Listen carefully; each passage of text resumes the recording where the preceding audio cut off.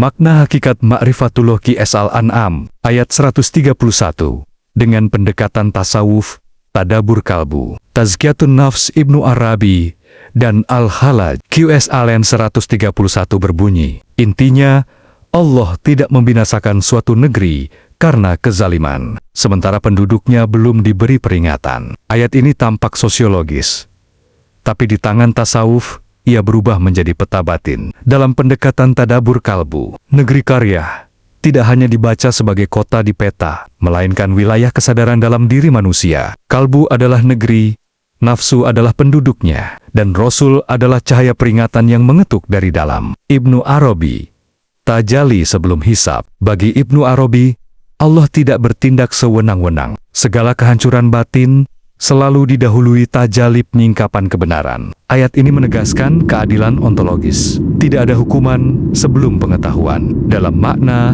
makrifat seseorang tidak dihancurkan oleh Allah, tetapi runtuh oleh ketidaksiapan menerima cahaya. Ketika nur ma'rifat datang dan ego menolak, terjadilah keguncangan batin. Itulah yang oleh manusia awam disebut azab, padahal sejatinya cahaya yang terlalu terang bagi kalbu yang masih keruh. Maka tazkiyatun nafs menjadi syarat, membersihkan negeri batin, agar saat peringatan datang, ia tidak membakar, tapi menerangi. Al-Halaj, azab, sebagai peringatan yang terlambat. Al-Halaj membaca ayat ini dengan nada eksistensial. Peringatan Allah tidak selalu datang lewat nabi eksternal, tapi lewat jeritan batin, kegelisahan, rindu, bahkan luka. Jika semua itu diabaikan, kehancuran menjadi bahasa terakhir. Dalam pengalaman Halai, fana bukan hukuman, tapi jawaban. Yang hancur bukan hakikat diri, melainkan klaim ego. Jika kalbu sudah lama menutup telinga dari peringatan, maka kehancuran diri menjadi jalan terakhir menuju kebenaran. Di sini, Ma'rifatullah bukan hadiah manis, tapi konsekuensi kejujuran ontologis.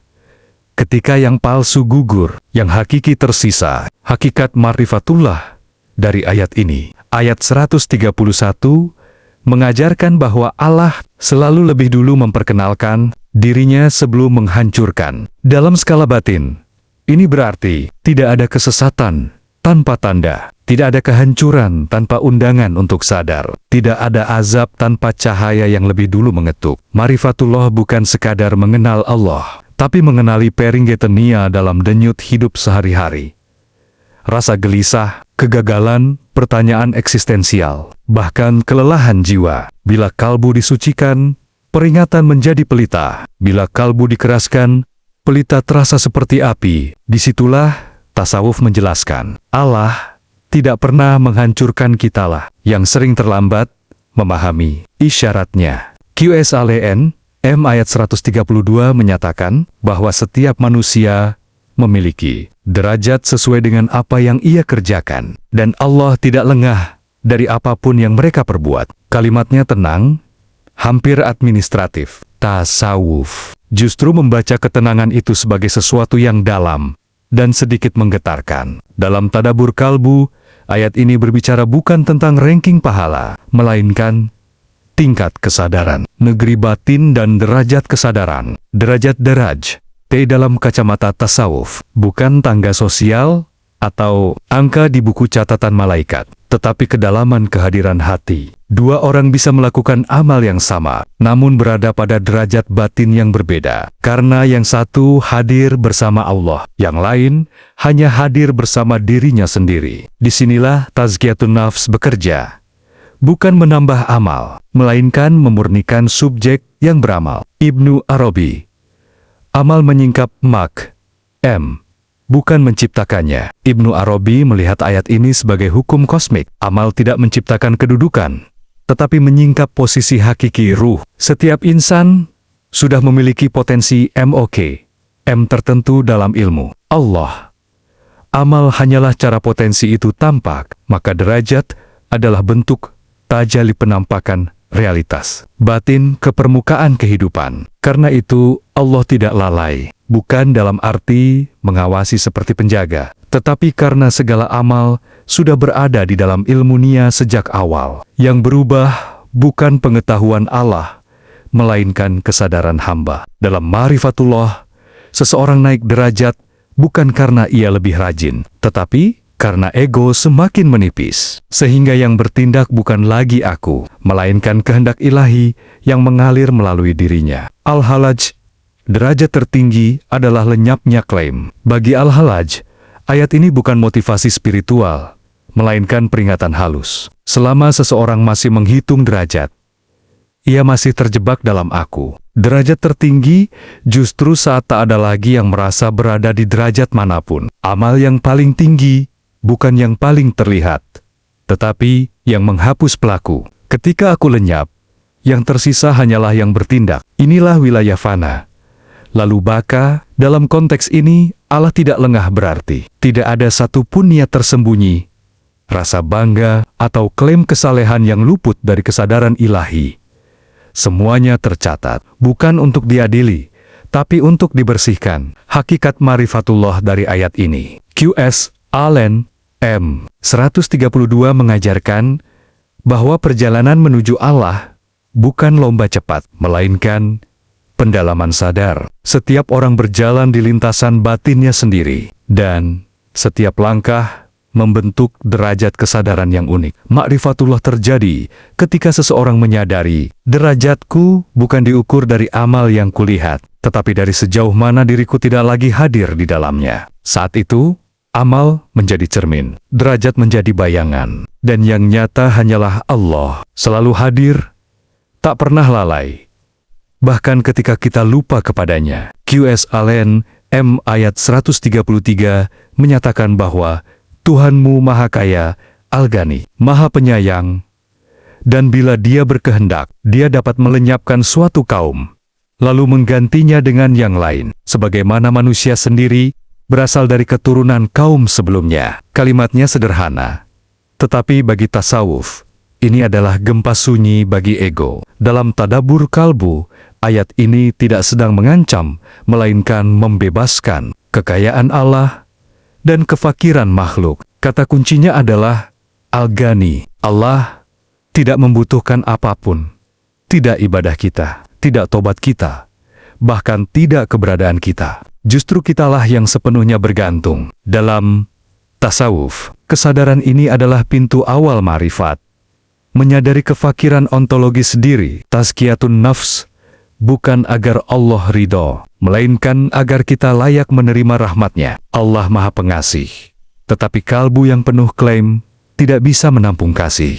Ibnu Arabi, pergantian sebagai hukum tajali. Ibnu Arabi membaca ayat ini sebagai hukum kosmik tajali. Wujud selalu bergerak, berganti bentuk, berganti subjek, agar nama-nama Allah terus menampakkan diri. Jika satu kaum, satu keadaan batin, satu ego tidak lagi mampu memantulkan cahaya ilahi, maka ia diganti. Pergantian bukan hukuman, tetapi pembaruan cermin dalam diri manusia. Ini terjadi ketika satu identitas batin runtuh ambisi, kesalehan palsu, bahkan citra diri spiritual lalu digantikan dengan kesadaran baru yang lebih jernih. Ma'rifatullah terjadi saat seseorang memahami, aku tidak esensial. Yang esensial adalah Dia yang sedang menampakkan diri melalui keberadaanku. Al-Halaj diganti berarti dilenyapkan klaim. Bagi Al-Halaj, ayat ini terasa sangat personal. Jika Dia menghendaki, Dia melenyapkan kalian.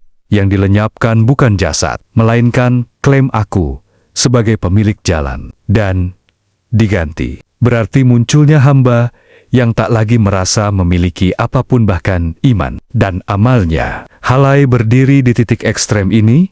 Ketika yang lama ego lenyap, maka yang baru bukan aku versi lebih baik, melainkan ketiadaan aku. Di sanalah rahmat bekerja paling murni. Allah Maha Pengasih, justru karena Dia tidak membiarkan ego bertahan selamanya. Hakikat ma'rifatullah dari ayat ini. Q.S. Allen, M. 133 mengajarkan bahwa ma'rifatullah bukan soal bertahan, melainkan siap diganti. Siap diganti dari aku yang merasa penting, aku yang merasa berjasa, aku yang merasa sudah sampai. Ketika kalbu bersih, pergantian tidak menakutkan. Ia terasa seperti menanggalkan pakaian lama. Yang hilang hanyalah beban, yang tinggal hanyalah kehadiran. Pada titik itu, manusia menyadari paradoks indah tasawuf. Karena Allah Maha Kaya. Dia tidak membutuhkan kita, dan justru karena itulah kita sepenuhnya hidup oleh rahmat-Nya. QSALN M ayat 134.